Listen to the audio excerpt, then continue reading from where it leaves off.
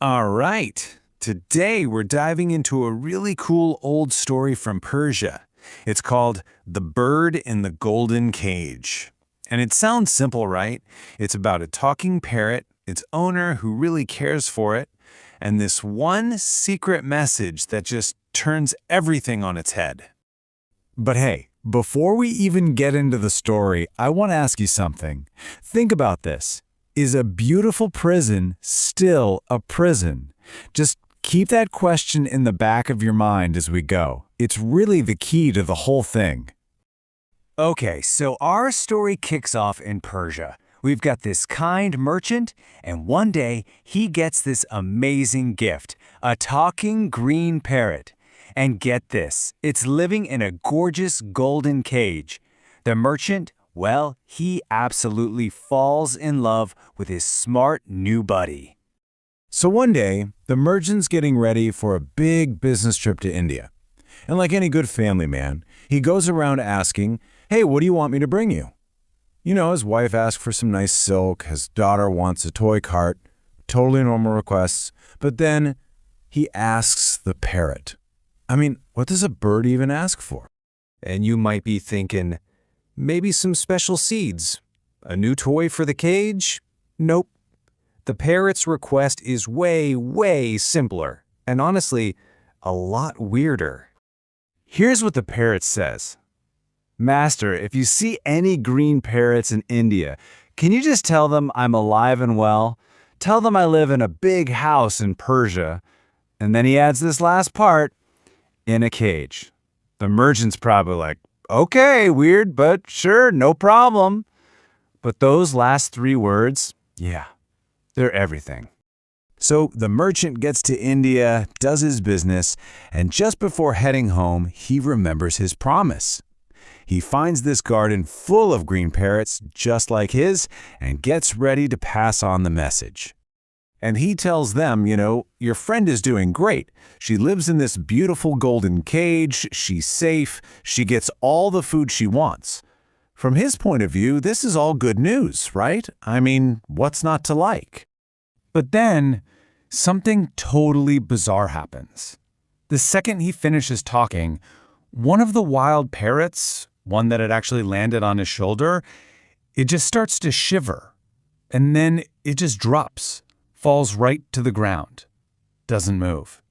The merchant is just horrified. He's thinking, what did I do? All I did was pass on a message?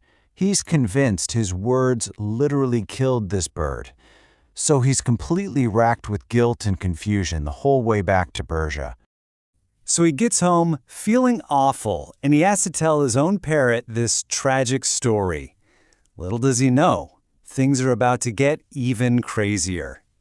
So he tells his parrot what happened, and you're not going to believe this. His parrot does the exact same thing.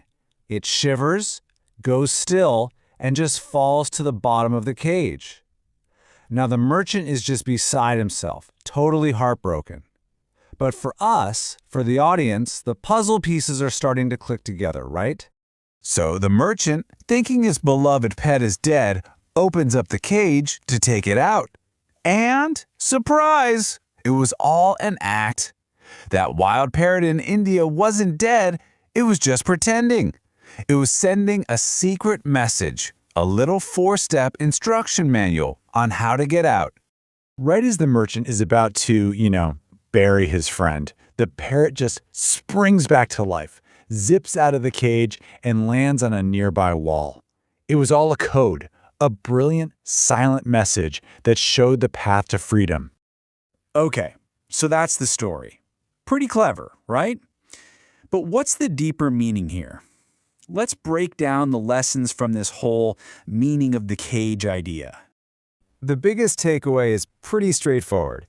Freedom beats luxury every single time. I mean, think about it. The parrot had it all. A beautiful golden cage, great food, an owner who adored it. But the story makes it so clear that a fancy prison is still a prison, and you just can't put a price on being free.